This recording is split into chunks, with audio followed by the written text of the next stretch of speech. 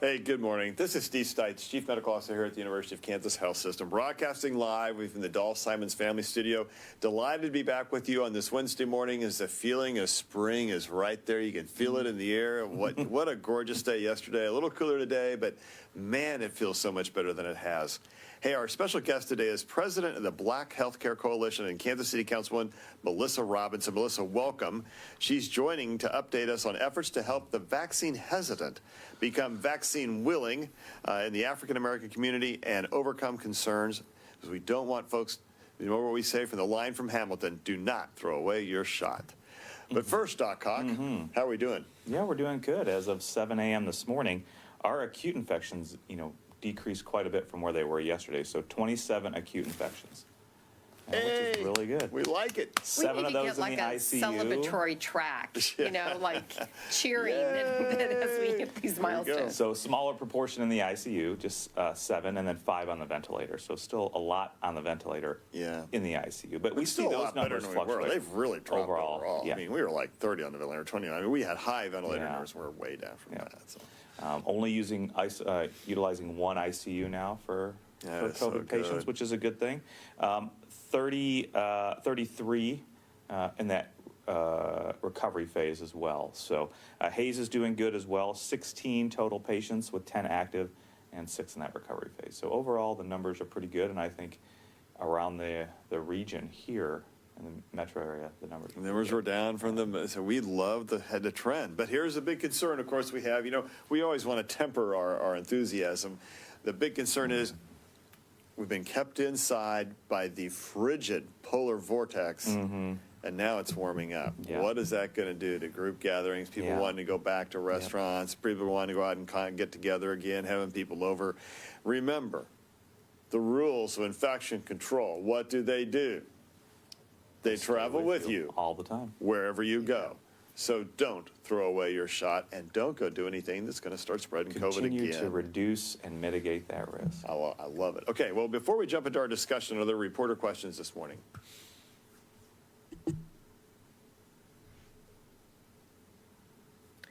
I have one from the Kansas City Star. Please. Katie Moore was wanting to know, and I think this really is a question for the Councilwoman Robinson. Is the health system expanding its outreach to ensure vaccine equity in the community, especially for populations that are underserved, have been hit harder by the virus? Kansas and Missouri are allocating their doses differently. Last week, the KC Health Department got 800 doses. In comparison, Johnson County Health Department got 8,190. Should local health agencies in Missouri be getting more of the available doses? Does this impact equity? So a lot to unpack there. Great opening question. There's a lot to unpack this question. So I'm just going to turn to the Councilwoman, because I think we're going to answer that question, but it's going to take us a little bit of time to answer. It's a great question. So welcome, Councilwoman. Thank you for joining us. We know your work as a councilwoman for District 3 in Kansas City, Missouri. I live in Kansas City, Missouri, so thank you for your service. Please tell us a little bit, though, about the Black Healthcare Coalition. Sure. The Black Healthcare Coalition is a local nonprofit organization that has been around for over 3 decades, and we serve the greater Kansas City area. Our theory of change is that if individuals have access to quality health care, if they have the right information regarding health promotion, and they have great advocates as it relates to changing health policies, then we can impact the health inequities that we see within the African American community. We focus on underserved populations, and right now we've launched a campaign called Is the Science Safe? We've been doing Facebook Live events and other programs to educate community members around the safety behind the vaccine. Oftentimes people say, well, why aren't you just saying the science is safe? Because we know that it is. However, when you have a population that has deep distrust of the medical delivery system, you have to make sure that you give them the information, the knowledge, the education, and allow them to make those judgments and decisions for themselves. And having that self-actualization is so critical and key. So we work a lot on health disparities, and we have an amazing program with KU, the Alzheimer's Disease Center, in addressing health inequities related to Alzheimer's. So we're happy to be on the program, and we're happy to talk about vaccine hesitancy. Well, and we're delighted to have you, and thanks for the shout out to our Alzheimer's disease program, which is a great program. And you know, Alzheimer's patients are affected a lot by COVID-19, so that is a really good thing. How long has the Black Healthcare Coalition been around? Sure, we've been around for 32 years now. We were started by a group of African American physicians who, because of the advent of 70 Highway, a lot of them moved out of the inner core of the city because they had the means to do that. However, they were still attending church in the African American segregated communities, and they started these health clinics, church-based health clinics, to give back to the community. So that's how we got our start. We worked a lot on the HIV/AIDS epidemic and addressing the stigmas related to that in our early years. And we continue on to really work to address all of the health inequities. And we do that, again, through three ways: access to care, health promotion, and policy and advocacy. Yeah, what a great plan. And so, you know, there has been institutionalized racism, obviously, but also medically institutionalized racism. Talk to us a little bit about that. I mean, I clearly know about it, but I'd love to hear your perspective about that. Certainly. We just, on our last program that we did regarding This Is a Science Safe campaign, we talked a lot about the Tuskegee syphilis experiment, which a lot of people don't know that ended in the 1970s. So that's not really too far as it relates to history and the distrust that many African Americans feel when we talk about stories of Henrietta Lacks. And then when you fast forward today and you sit in medical classrooms and you hear the future of medicine and those individuals who are training to be doctors and nurses. And when we talk about the risk factors for hypertension or diabetes is simply being African American. When we think about how our future physicians are being taught about how African Americans respond to pain, or other stereotypes or biases that are brought up during that training period. The other thing that we have to deal with is oftentimes physicians consider African Americans non-compliant. And we believe that there is no such thing as a non-compliant patient.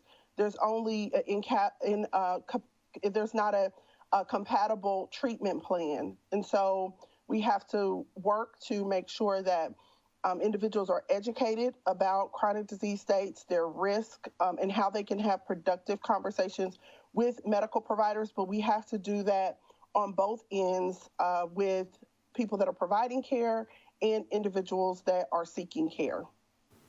Yeah, that is really valid. And just to say, for our audience who don't know the story of Henrietta Lacks, those are HeLa cells. The HeLa cells were harvested from Henrietta without her permission and knowledge and consent back in the 30s, am I right? There's about that 30s or 40s. Yes, I can't. Around that time. Yeah, Johns Hopkins actually, and then those cells became. I believe she had ovarian cancer, and I think they were rapidly producing cells, and they were harvested, and they became the backbone of a lot of scientific experiments.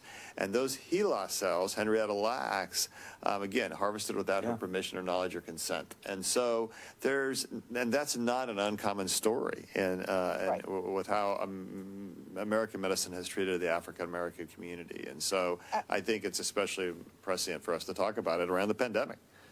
Absolutely, because when we think about, again, just the trust factor is so critical. And when we think about the clinical trials that were necessary, people say, well, this has been created from an emergency standpoint. Yes, it has. However, there were the most amount of people of color participating in the clinical trials for the vaccine than many other clinical trials. And so one of the things that we're doing with the Alzheimer's Disease Center is establishing a Black Research Institute so that we can get more African Americans involved in clinical trials so that they can have exposure and education about the internal review boards and all of the consents that are necessary so that we can connect our history to the change that has been made in medical in the science, and so that it will increase our confidence, and then also help with better treatments, obviously. So individuals that are dealing with diabetes or hypertension or things of that nature, and we have to participate in those treatment protocols because we want to get better, but oftentimes we're not in those clinical trials. And so we're working to address that as well head on. The news media had asked a question. I would love to get back to that. Please, we are definitely going to get there. So let's hit that. And I want to give our perspective and your perspective, so let's do it. Absolutely. And so we are very hopeful as things have been turning around related to access to the vaccine in our LifeX zip codes. And our LifeX zip codes are those zip codes where life expectancy is lower. They're typically, again, are continually segregated communities where poor people and African Americans and Latinos live.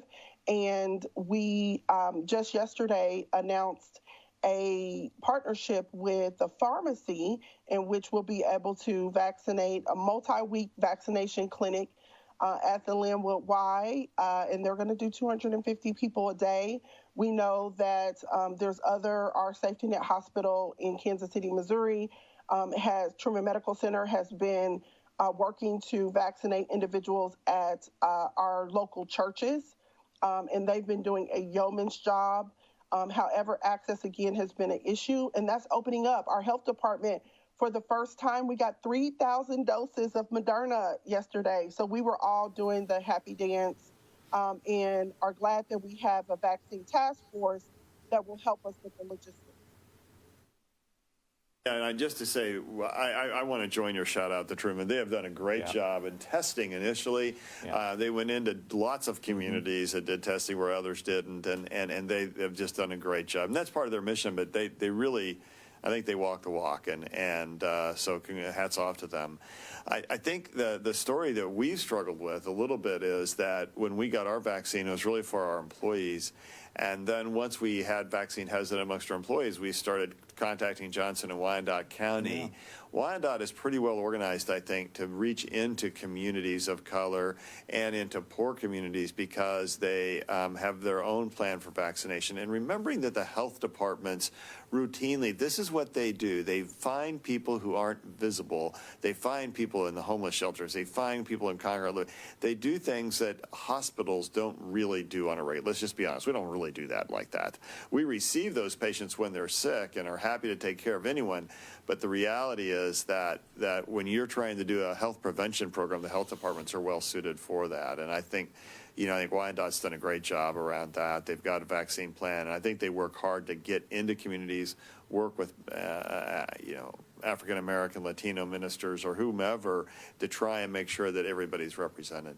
The other thing now from our end, what we've done once we've been part of the vaccination program for Johnson County, because Johnson County doesn't have the same degree of mass vaccination that Wyandotte had. Johnson County is working with Olathe, Advent, and KU to try and help supplement their county program. And so Johnson County, what happens is we've worked off our patient list, and we use a lot of electronic outreach, both through what we call MyChart as part of the EMR and email.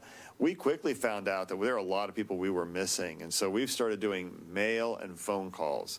And that's who we are, and that's our ability to do it while relying on health departments to do other types of reach out into communities. I think what we're going to see, right now the biggest problem is vaccines so darn limited, but as vaccine ramps up, it will take all of us to get people vaccinated, including churches, pharmacies, primary care, the health departments, and people like the Black Health Coalition going out and advocating and trying to get people involved, because we do have years of institutionalized racism in healthcare to overcome on this program if we're going to help keep each other safe. Absolutely. And I'm so glad that you're bringing up these pieces, especially when we talk about the health department and our federally qualified health centers. And I should have said that. Yeah, Vibrant Wyandotte has done a great job. Swope and Samuel Rogers and KC Cares. I mean, there's some really awesome FQHCs and some lookalikes that are doing a big part of this. Absolutely. And that's why we were a little disturbed when we started knowing that our hospital systems were the only ones that had access to the vaccine, because of the so many patients that are rooted within our safety net system, the hospital as well as the clinics, and like you said, the lookalikes as well. We are also very not only happy that we're getting more vaccine, but also that we have the intelligence and knowledge of just folks that are coming together saying, we will help you put together a plan. There's a regional effort, Come Back KC, and I want to shout them out as well, because they, had us reach out to our local election board and to say, when we get the vaccine opened up, if we can set up vaccination sites that are similar to how elections run, then we can make sure everyone has access to the vaccine. And so we're just really leaning and depending on a lot of smart people and people that have a passion to ensure that everyone has access. Yeah, leaning on and leaning in. We have to lean into this problem and solve it. And I think that you're right. The FQHCs, I'm on the board at Vibrant, and that is just a great organization. Swope, what a great organization. And people who are dedicated, Samuel Rogers, KC Cares, and those, gosh darn, I forgot the one in Johnson County. I should know that. It'll come back to me. But all of these are doing great work at moving into communities and getting in contact with people. Now, the struggle has been that the lack of vaccine. So in Kansas, vaccine goes to the health departments, and then the health departments get distributed. Now, the FQHC's got some doses originally, but they haven't gotten any doses lately. I think as vaccine production ramps up, there will be multiple modalities: hospitals and health system, county health departments, federally qualified health centers, and other groups like that. By the way, the VA has done a great job of reaching into the veteran community. Amazing. They have a very high rate of vaccination. So a shout out to the VA. Maud Batrash, who's the chief medical officer over at the Kansas City VA, and I were talking yesterday on our CMO call, and they're ahead of the rest of us on getting people vaccinated. They're doing an amazing job. They have done a great job, and veterans of all sorts and all communities. So good work. And then the pharmacies and there are pharmacies in all sorts of communities. And so I think that is another thing, and it will take all of us to get this done. The U.S., let's be honest, we have not had the best response in this pandemic. But I think as we come back, I think we will have learned a lot. Hopefully we will make an investment in public health infrastructure that allows us to handle this, not just for major things like pandemics, but for the ongoing things, the ongoing issues that that people face on an everyday basis. Allowing policymakers to interrupt the planning that has been done. I think that's when we're looking back and how we've responded so far, it's really important to look at the everything that you all have planned for up until this time, that we're able to follow those plans. Yeah, it makes a difference, doesn't it? Okay, Jill. Yes. We could sit here. I could sit here talking to Councilwoman all day. I know we have to go ahead and open up to questions. Yes. All right. So Caprell wants to know, what about the African-American population in the correctional facilities? I'm hearing that not very many are wanting the vaccine. Is there any outreach to overcome their vaccine hesitation? Councilwoman? That is an awesome question. I'm very glad that that's been brought up. We did a hour-long interview with Dr. Virginia Kane, an African-American physician who's over a public health department in another jurisdiction. But we are working with that information, that collection of interviews with her, to make sure that those get into facilities like our correctional facilities, but also ensuring that there's a protocol in place for them to actually have access to the vaccine. The thing we don't want to do, especially in those confined situations, is to give them the information, the education, and the science behind the vaccine, and then there's no available access. The other thing that we're working on is with our child care facilities and ensuring that we're giving information to the parents of children so that they have access to that education. We've come up with 5 reasons that African Americans should seriously consider the COVID vaccination from authored by an African American physician, Dr. Nevada Lee, here in Kansas City. So we're just looking at different ways that we can educate the public. We'll be working with the media outlets in terms of print newspaper and the radio. And we're always looking for ambassadors. We're always looking for people to share their stories and to help people make those decisions. Yeah. And I would like to say, too, Secretary Norman has mentioned a few times, Kansas is, they have a priority on prisons and all that, because we know how devastated some of those prisons have been, not only the guards, but the people in there as well. And so that is a huge priority for KDHE as well. It's interesting. The last outbreak that he talked about, it was people from the community bringing it into the people who were working in the prison brought it into the prison, then the prison spread, and then it got back into the community. So it becomes this cycle, and you have to interrupt the cycle. And I know folks will say, well, they're prisoners. They don't deserve to have the vaccination. And we all deserve to have the vaccination, and to think that you can isolate a prison and not have that infection affect a community is just that you just don't understand enough about how disease is transmitted, because it will absolutely go right back into the community, or the community will bring it right back into the prison. And in congregate living settings, you really have to, you just have to vaccinate people. And it just goes back to you're only strong as your weakest link, and if you have a large number of people that are in that setting, you have a large amount of viral replication, can a new variant arise then? But overall, the thing is, to your point, it can get back into the community very easily, and so it is important for. And we know that vaccine production, we heard the news this morning about Johnson & Johnson. It looks effective. Mm-hmm. Is it as a wow bang as Moderna and Pfizer? Maybe not, but it was extremely effective at preventing hospitalizations and severe disease. So the reality is that's great news, as good as we could have hoped for. And I thought there was some preliminary data that suggests maybe pretty effective against the variants too. So it's very early. Yeah. It's just breaking right now, but I'm excited, Hawk. Yeah, I think it'll be good. If we can and it's one shot. Fully review it and it gets emergency use authorization, that is going to add a lot of supply to the United States. It is, and that will allow us to vaccinate all communities, and especially for folks who have difficulty following up, either for economic reasons or whatever. Getting one shot can give you the protection we need. That is a big win for all of us, I think. Okay, Susan has a question. The question is, how do you convince someone like my partner who got the first dose of Moderna and has mild symptoms to get the second dose? She goes on to write that he's read studies where I had COVID, I got my first shot, I don't need the second shot. No. That's controversial, but I think we would still say, go get your second shot. Yeah, I would disagree. I wouldn't say there's studies saying that. There's probably articles and anecdotes and there's some stuff been pre-release out of Israel and other places kind of address this, but it's not full study. To Dr. Fauci's words, all the data is with the 2 doses, because we know that with the 2 doses you can get that immune boost of that specific adaptive immune system, but also that durability. We don't know what the durability is with just one, so it's definitely recommended if you got the first dose, you should need to get the second dose. Do you think some people act like, well, I got COVID, that was my first dose, so my first vaccination is really my booster dose? Do you think there's logic to that? There could be a little bit of logic, but we just don't have the data and we don't really know truly the answer. Understand that. Yeah. Maybe they should all wait to get the J&J dose, and they don't have to worry. No, just wait. Okay. Kay wants to know, after you've had both shots, can I have people over for dinner?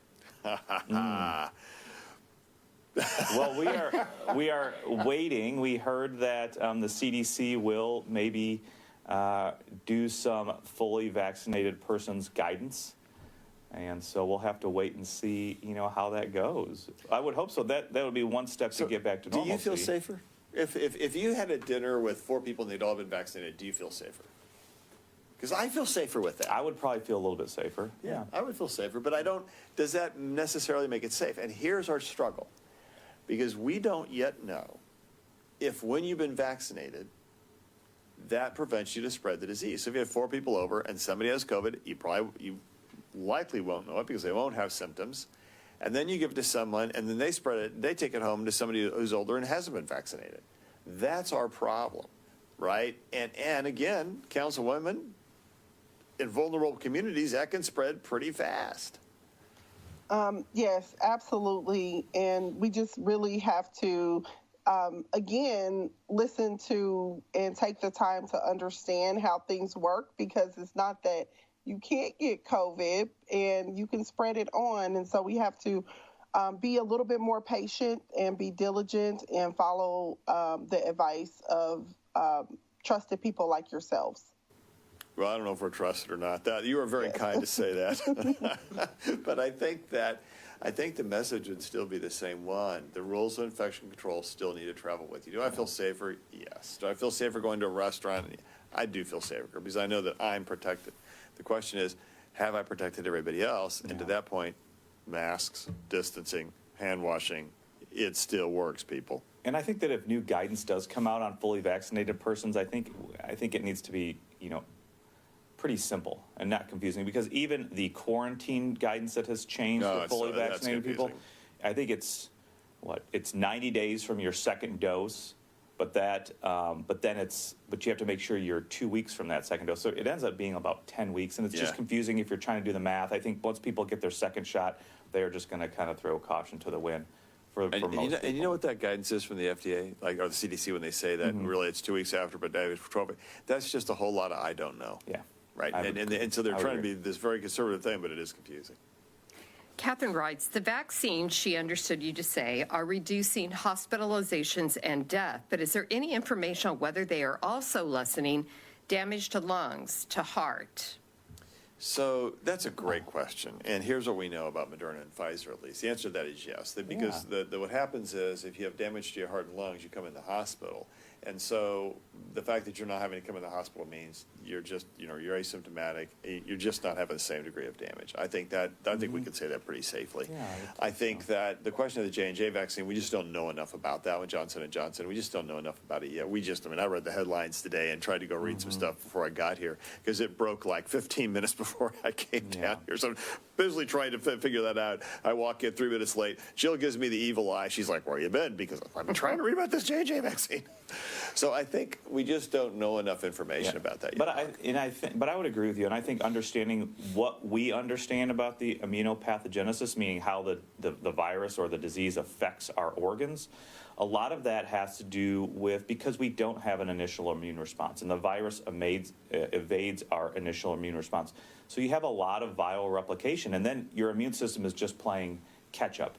And if you don't have things such as a good T cell response, you have another arm of the immune system working overdrive. And I think it's really when you have this immune dysregulation, you have a lot of the damage done to the heart and lungs. But if you have an immune system that's been created by the vaccines, you're not really playing catch up as much as you are just from having initial infection. So I think we could probably say that, it probably will reduce lung and heart damage, other organ damage. No, we know it does because we're not hospitalizing people so much. And even in our own employees, when they do get sick, they're not getting as sick. So we have a pretty good window into that, too.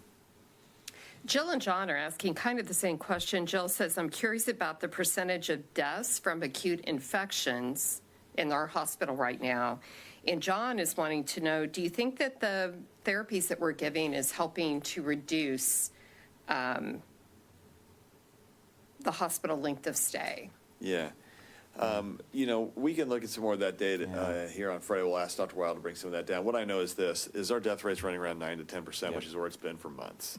So I think that it hasn't really changed. If you get sick and you're hospitalized with COVID, that just means your risk, once you come in the hospital, of dying is about 9 to 10%. Once you go into the ICU, your risk of death goes up to about 30 to 40%. And so that has not changed over the last several months. Is it better than when we started? Yeah. I think there's a lot of reasons for that. I think some of the therapy is more effective, Hawk, and you can comment on where we are with some of those therapies. And so we're better. But we're also better because we're not as overwhelmed. And I think that has made a difference because you could just provide better care for people when, your nursing ratios, your respiratory therapy ratios, all those things are right because you're paying enough attention. And when you get overwhelmed, you just, you have to start making triage decisions, and then things don't go as well. I would agree. I think you have the non-pharmaceutical treatments, which is the ability to care for the patient. So it is nursing, staffing, the ventilators, the critical actions that you need to be taking in the hospital. Then you have the pharmaceutical. We know that as far as capacity and vital drugs when you're on the ventilator, we have those now. We were, there was a possibility of running short early on in the pandemic. I think as an outpatient before you come in, early in the disease, if you can get the monoclonal antibodies, we have shown that has reduced your rate of death and hospitalization. And then when you come into the hospital, again, early is always better because we can give those therapies early, like remdesivir. but once you come to the hospital and you have the disease, because a lot of people don't come to the hospital for like 10, 14 days after the initial infection or their symptoms. And by that point in time, we're really dealing with that immune dysregulation, the damage to the lungs and the heart that we've talked about. And by then, it is very difficult. So, but I think overall, our ability to care for patients has improved, but the death rate remains the same. But it could be for a variety of reasons. Again, if you have symptoms and then it's not until 2 weeks later till you're really feeling bad till you go into the hospital, by that time you probably have a lot of damage to your lungs already. So I would also say, I think one of the things, I'm going to come to the councilwoman about this too, one of the things that we have seen is our number of patients coming in nursing homes has dropped a lot. And that's because so many patients in nursing homes are now vaccinated. Yeah. It's making a big difference, which is probably why I think our ICU numbers are down. Yeah. Councilwoman, there are nursing homes here that have, in Kansas City, have a lot of African-American patients. How's vaccination gone in there, and what's the vaccine hesitancy like?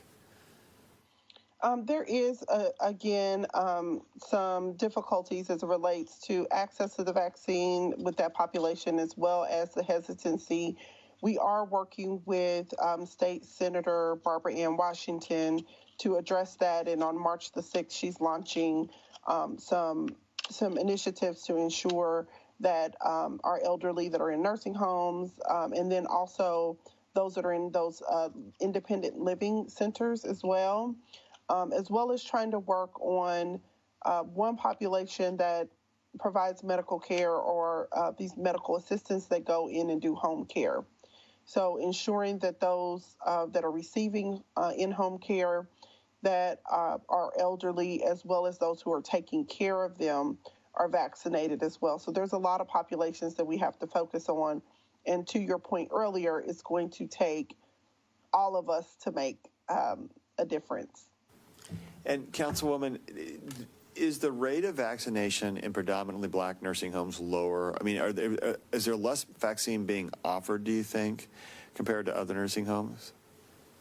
I believe that the vaccine is definitely available to individuals that are in nursing homes. So, for example, Truman has done a great job with reaching out to those facilities. But you also have to remember that folks that are immobile, and we just started doing vaccines outside of the medical facilities maybe like 3 or 4 weeks ago. So, and there's just such a huge need that's there.